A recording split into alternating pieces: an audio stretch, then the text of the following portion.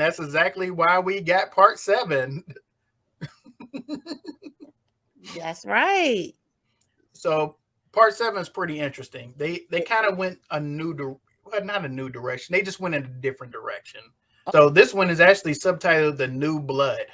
Um, right, since we and there have been some time lapse between part 6 and part 7. And to me, this is where they kind of like, the term "jump the shark." Yes. Oh, So, okay. So this isn't good. I mean, it's good for what it is, but it wasn't like the other ones. You know what I mean? Like, Yeah. okay, well, here's where it jumped the shark for me.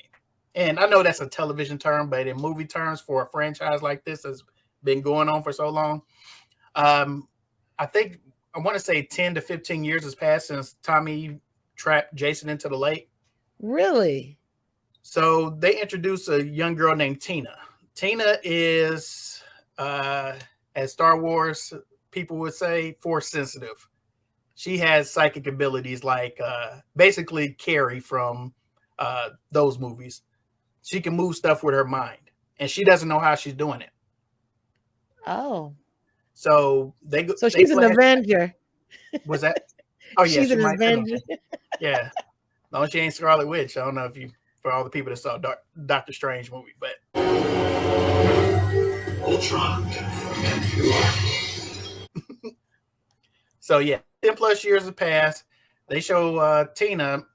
Uh, her parents were in an abusive relationship. They lived on the lake. They lived on the lake, and her dad would just abuse her mom all the time, like hit, and she would just say, stop hitting mommy. It hurts me for you to hit mommy and all this. So after one bad blow up, Tina runs out on the lake, and her dad goes after her. She's like, Tina, I'm sorry. I ain't mean to hit mommy. Forgive me. So Tina's in a boat. Mind you, she's like 7 years old, 6 or 7 years old. She's whirling out into sea. She's like, I hate you. I hate you. I wish you were dead. And with her psychic abilities, as a 6-year-old, she makes the dock collapse, and her father goes Oh. down with it. Please, baby, I'm sorry. I didn't mean to. Go away. I hate you. I wish you were dead.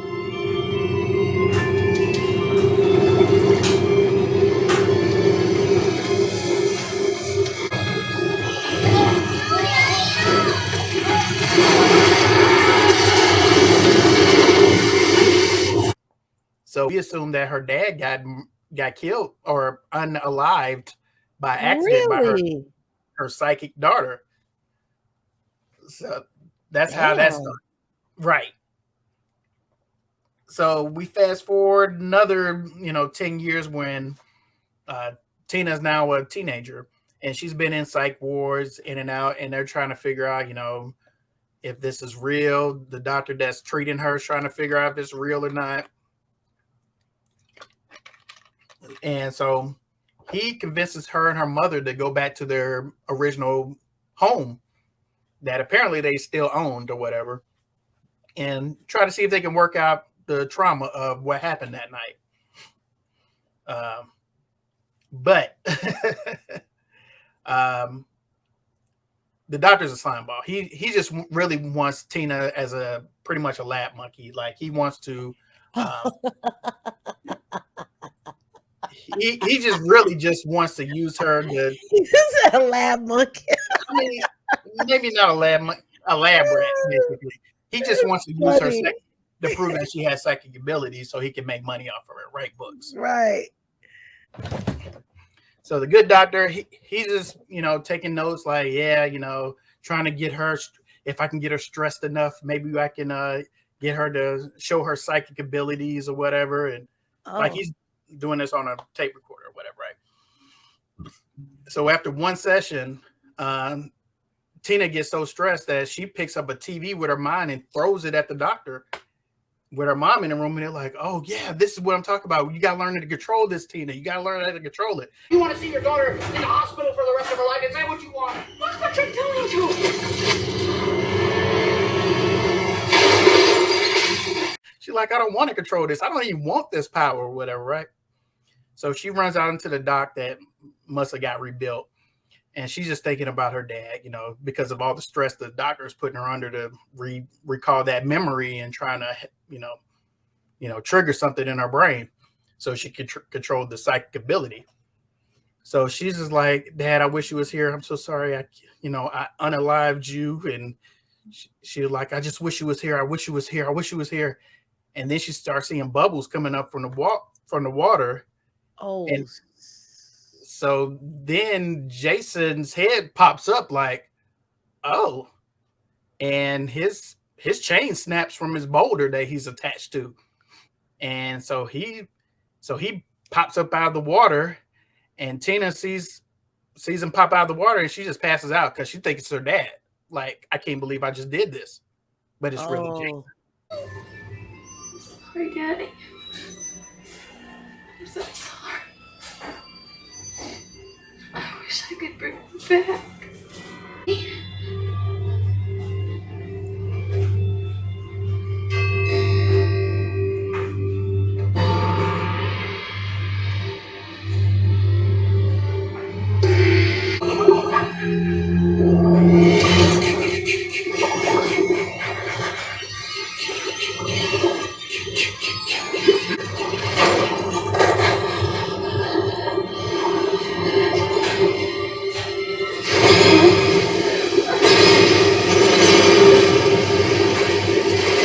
Wow.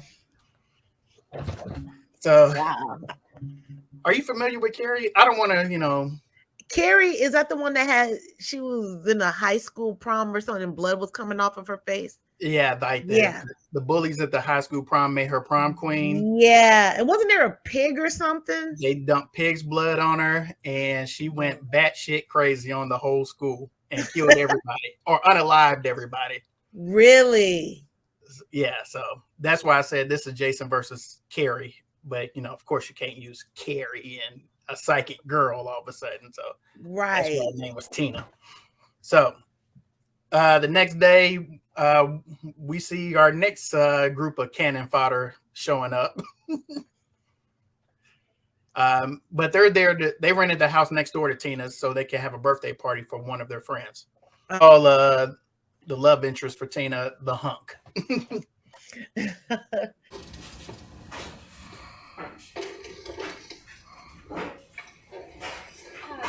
So the hunk's cousin and all of her friends, they get together. The only people you need to know is the hunk and the bitchy girl. That's really the two people out of that group you really need to focus on. Even though there's a cool kill that we'll get to, or a cool unaliving, should I say. So they're having this party. They're waiting for, the man of honor to come. But they show that he's in the woods, like lost, trying to get to the place with his girlfriend and his girl. So he's like, hey, let's just turn around. Let's go go get a hotel in town. I'm tired. And she's like, look, your family friends are at this cabin. I was trying to surprise you, but I guess we missed the surprise or whatever. Let's just camp here. But we're almost there. Jane, woods is woods. I'm beat. Michael. What?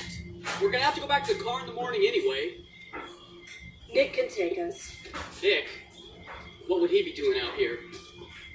He's already here. What are you talking about? This is supposed to be a surprise party for your birthday. Then all of a sudden, Jason comes out of nowhere and dispatches both of them. Thomas.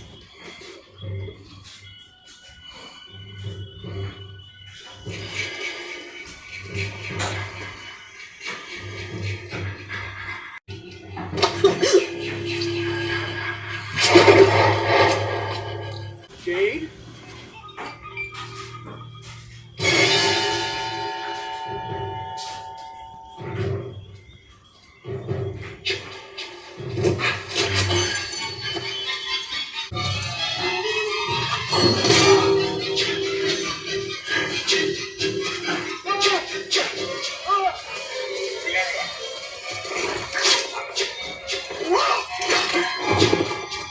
Damn, does he ever get tired? Apparently Does not. Jason ever have a girlfriend? He needs something. Maybe if he had sex one time, maybe he wouldn't be so murderous. So aggressive.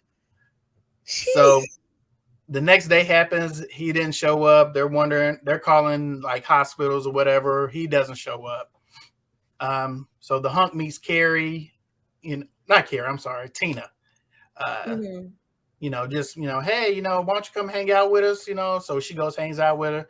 The bitchy girl, she starts, bragging on Tina because they found out she was in a mental hospital, and she takes one of the guy's jacket and puts it on him like a straight jacket, like, hey Tina, is this how they treated y'all in the psych ward? Ha ha ha ha. Oh. Hey, Tina, isn't this the way they wear their jackets back in the mental hospital?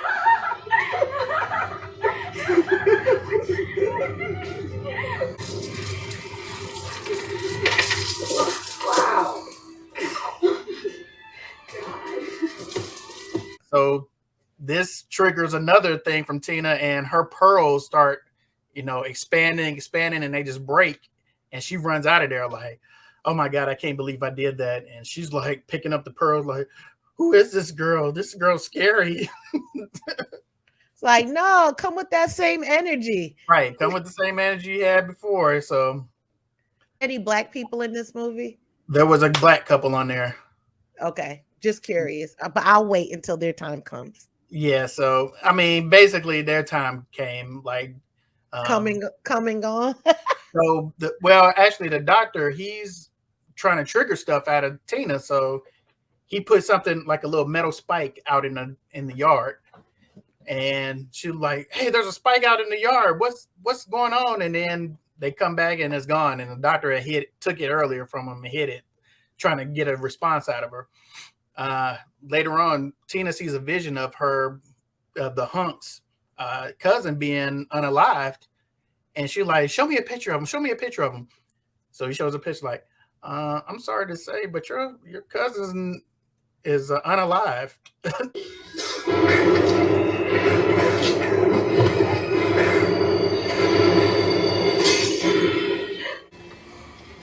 It's right there.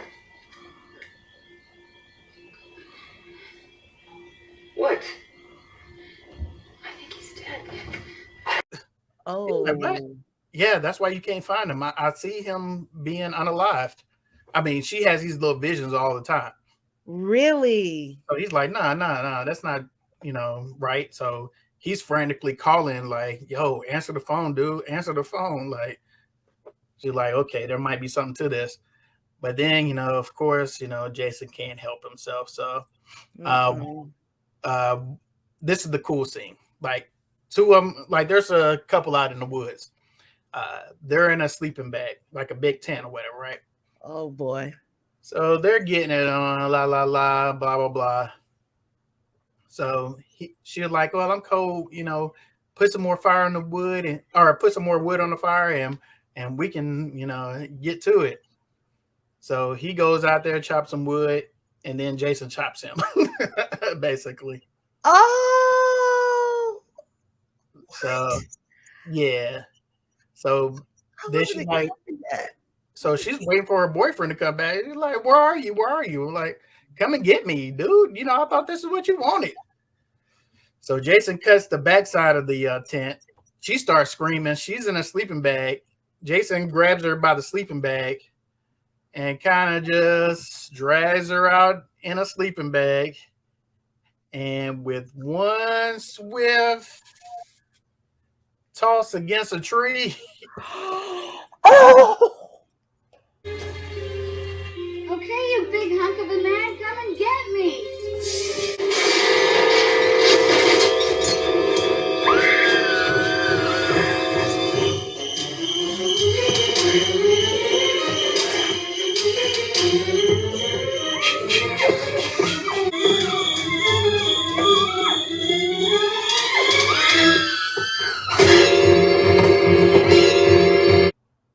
And he just is just like, bow, and drops her. And you just see her just like, Are you kidding me? Yeah, that's probably one of the most infamous unalivings that they ever had in this movie. So, most people go to that, unaliving. Are you kidding me? And it was just one hit. Well, it was one hit. It was 3 hits because the guy that played Jason, Kane Hodder, he's probably the most famous Jason out of all of them. He played in more Friday 13th as Jason than anybody. This was his first movie. And he said he wanted to make a good impression, but he got so pissed off from the numerous takes on it. He just finally just went to town like 3 or 4 times. But of course, the people that rate movies, they said, yeah, if you put more than 2 hits on this movie, we will make you an NC-17 movie. So they had to cut it to 1 hit. Get out of here. Wow. But yeah, when people think of Friday 13th in the later years, that's one of the memorable unalivings that people really remember. You know, you mentioned something that's very very interesting. I never thought about. I just assumed it was the same person playing Jason.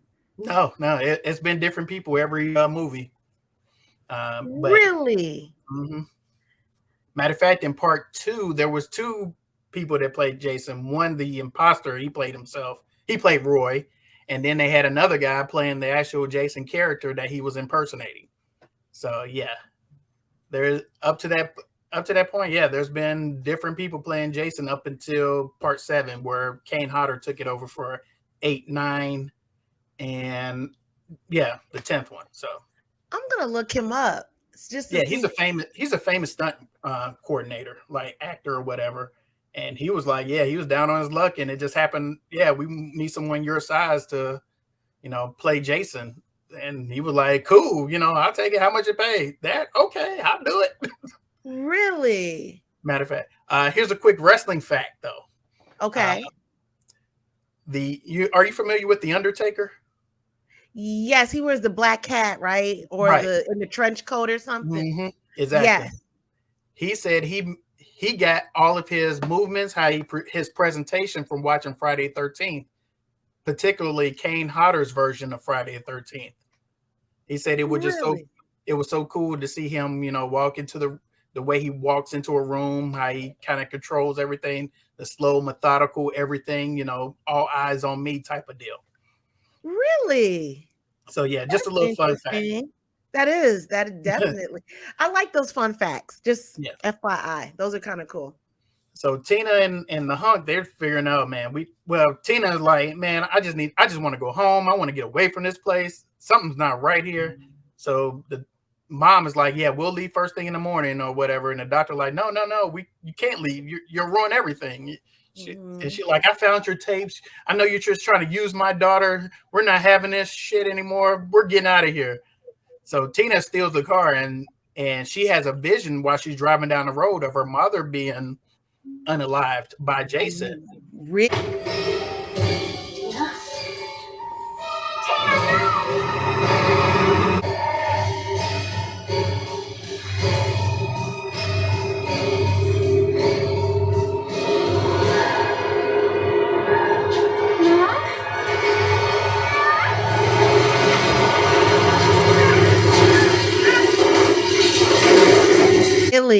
Which makes her swerve off the road and get into an accident. The doctor and her mom finds her later, and they're searching the woods. Tina, where are you? Where are you? But here comes old boy Jason. And Jason loves his garden tools in this movie. Oh. He takes a backhoe that you kind of, I don't know what you use it for. But mind you, this doctor's a coward. He's a straight up coward in the biggest sense. So he sees Jason, they're running. And when Jason catches up to him, he grabs the mom and throws him at Jason just so he can get away. And the vision that Tina saw was, her mother being unalived. What is it? What aren't you telling me? Leave. You can find your own way back. You're just a lousy doctor. You're a fucking coward. Give me that key.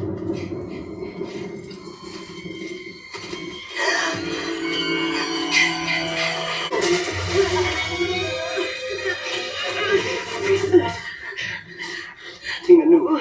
She told us. What are you doing? Oh my gosh. whatever, right? Whoa. So later on, the doctor sees Tina in the woods and he's like, "Where's my mother? And why is there blood all over you?" He's like, Tina, look, just listen to me. We got to go now. Just follow me. She's like, "No, I ain't going nowhere with you, dude. Get the fuck on." And so she runs off back to the cabin. And here comes the old boy Jason after the doctor.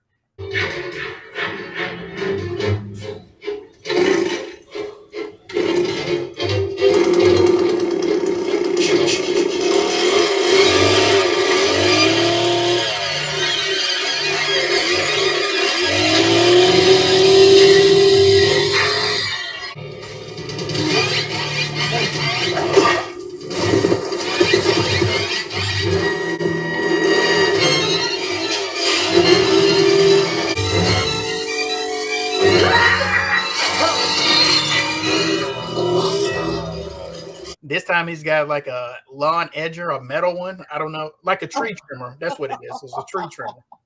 So Oh my God. Was with this tree trimmer.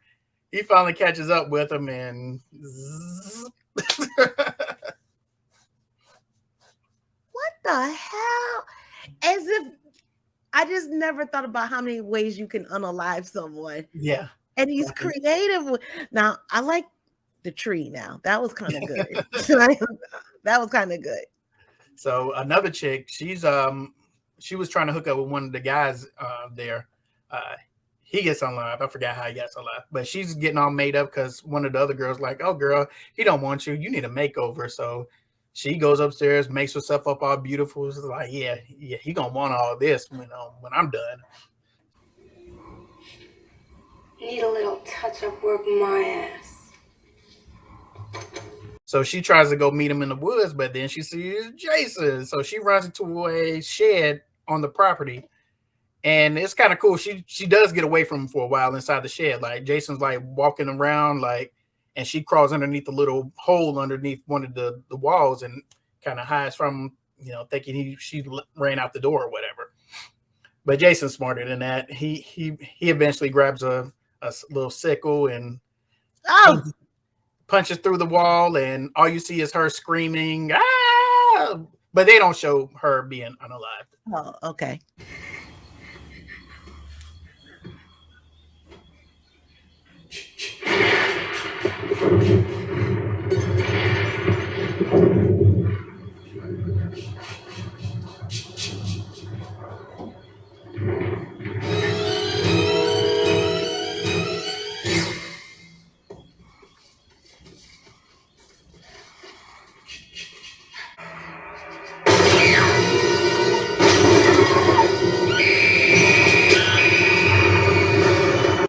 Yeah, I can handle that.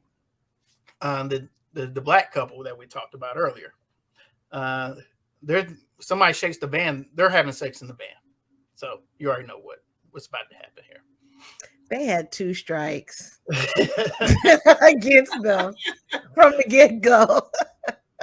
So they're thinking that it's the birthday boy popping up. So they're, got their noisemakers and looking out the window. I don't see nobody. So the guy goes out there, and Jason just pretty much puts him in grabs his head and just starts smushing his head until he drops. Whatever,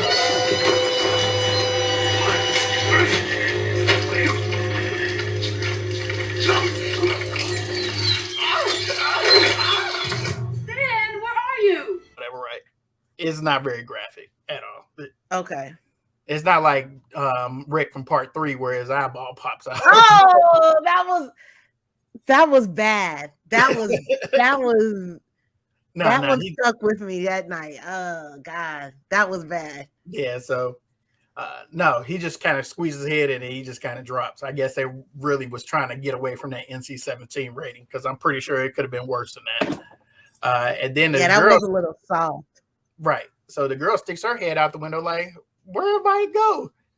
Jason takes the noisemaker that the dude had, and all you see him just cocking back. Yeah. And they just say the noisemaker is now where her eyeball used to be. Stop screwing around!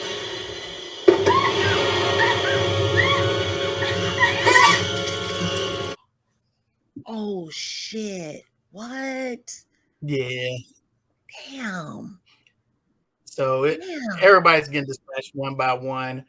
Tina hooks up with the hunk. They're going in the room in one of the houses, and Tina goes into the house that the kids rented or whatever. She's seeing a dead body everywhere. She's like, "What the hell?" Jason's in there too. So now we have the first. Oh, I'm sorry, I totally missed something. The first showdown between Tina and Jason. Oh. So Tina's running back to the house. Jason meets her outside, and Jason's just standing there like, "Yeah, Come on. let's do this. It's about to go down." So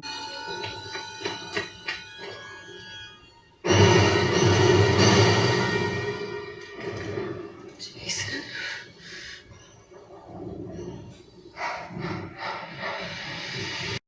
she takes she grabs one of the, with her mind you. She looks at a power line. The power line drops down, winds his feet up, trips him into a puddle, and then electrocutes him.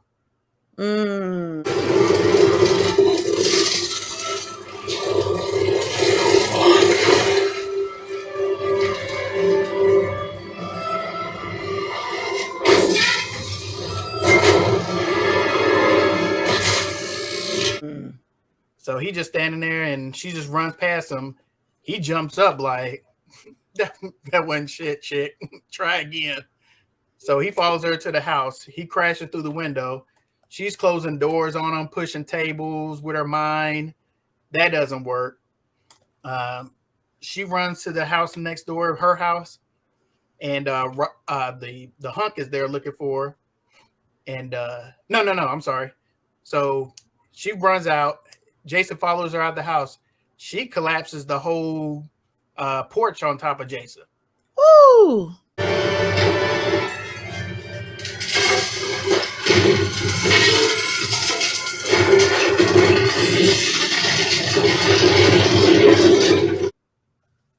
So she goes into the other house. The hunk and the bitchy girl are there.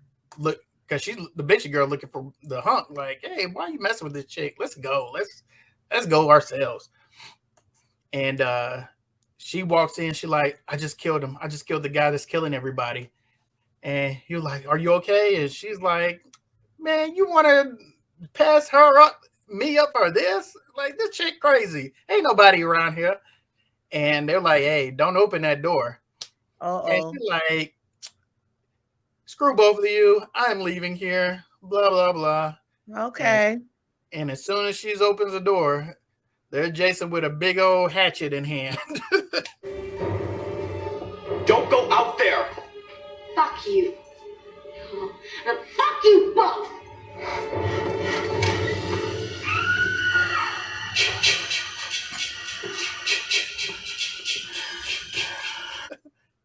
Oh. And remember part 3 when they dispatched Jason? In the river? No, in the barn. Yes. Remember when old girl Jason in the forehead? Yeah. Yes. Well, the bitchy girl got the same treatment except in the face. And then he just grabs her and tosses her like a rag doll over a television set.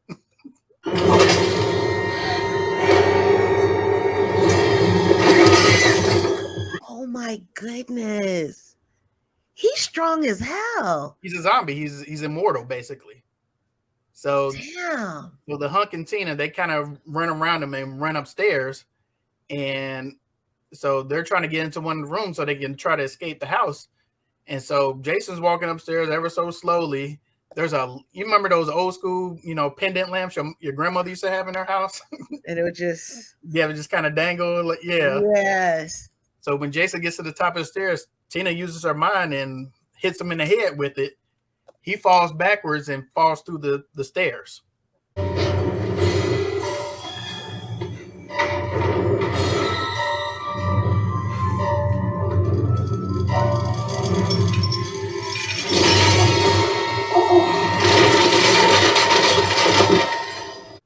Okay. So they're like, oh, cool. This is our chance to get away. Uh-oh. So they're crawling around the open hole in the stairs. Jason busts out the side of the stairs.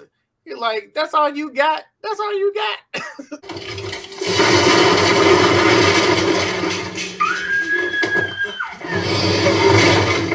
So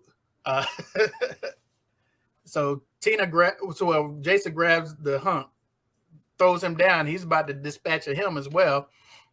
So Tina just starts squeezing the mask on his face, like with her mind. What? Like the straps on his head from the mask. She starts squeezing until the mask pops. He turns around and you see Jason without his mask now.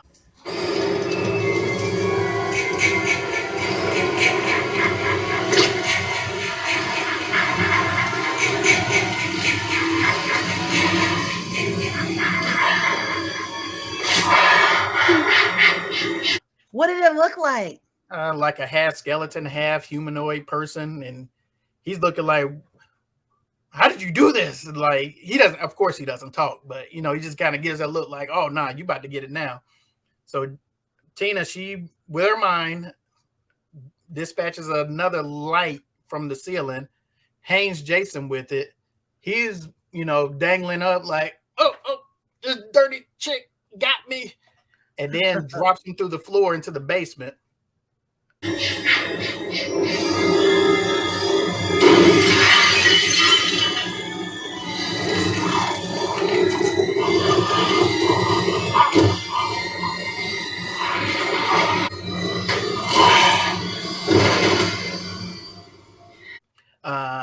She goes around trying to get the hunk out of there.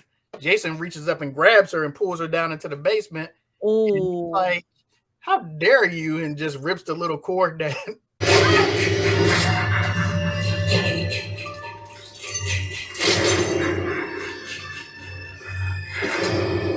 Was around his neck. Now, this is probably the most unsafe basement I've ever seen in my life.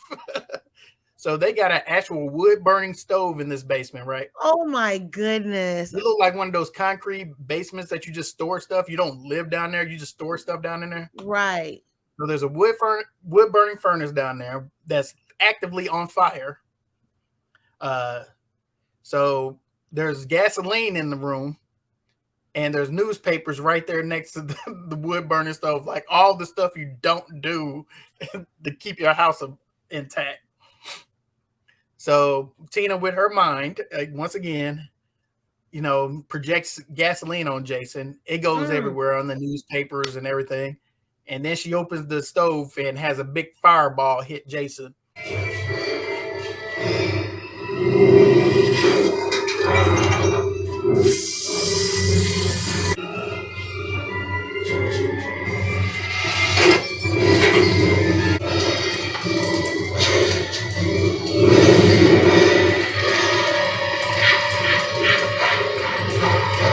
So he's walking around on fire, trying to, get out. She runs up the stairs. She grabs Hunk, and the house starts going on fire.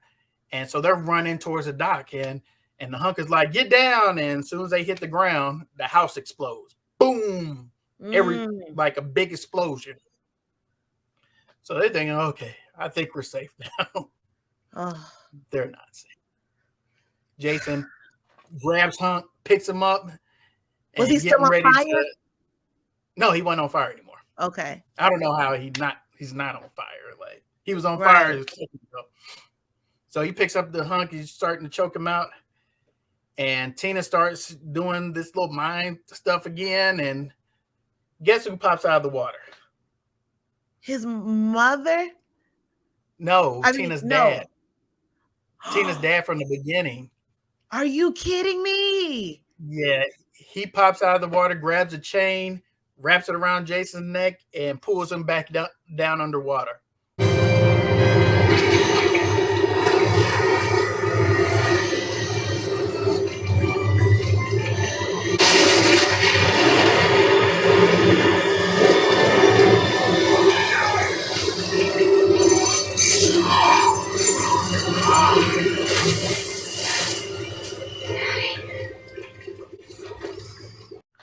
What? I wasn't expecting that.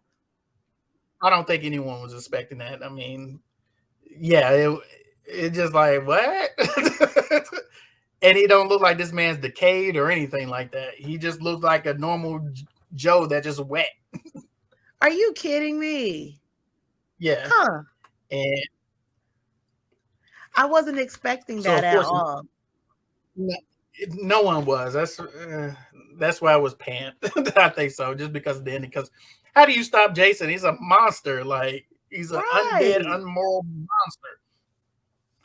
So the next day, the paramedics they're pulling him into the ambulance. They're like, "Oh, is it over now?" And they're like, "Yeah, I think it's over. My dad saved us." And you're like, "Your dad? What?"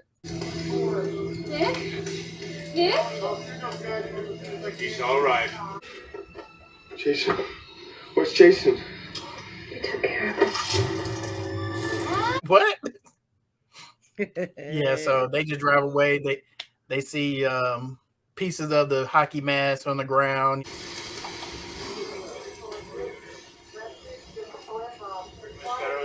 You know, and they just kind of drive away. You don't see if Jason's still underneath the wreckage or what the deal is. It was not a good ending. I'm sorry. Yeah, that was kind of lackluster. Yeah, it was very lackluster.